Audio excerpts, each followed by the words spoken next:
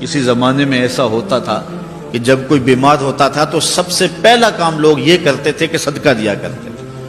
Doctor کے پاس پھر جایا کرتے تھے, حکیم کے پاس پھر جایا کرتے تھے, سب سے پہلے اس کی جان کا صدقہ دیا کرتے تھے. صدقہ قضا کو بدل دیتا ہے, تقدیر کو بدل دیتا ہے. صدقہ سے اپنے مریضوں کا علاج کرو. اصل ڈاکٹر کے پاس جانا, علاج کروانا سنت ہے, اس کی ممانعت نہیں ہے, لیکن یہ بات ہمیشہ ذہن میں رکھیے گا کہ ڈاکٹر کے پاس دوا ہے, شفا نہیں ہے.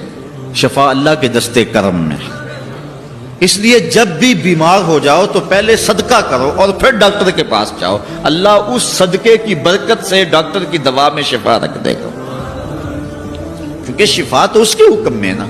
چیزوں میں تو شفا نہیں ہے, وہ تو اس نے حکم جہاں دے دیا وہاں شفا ہے.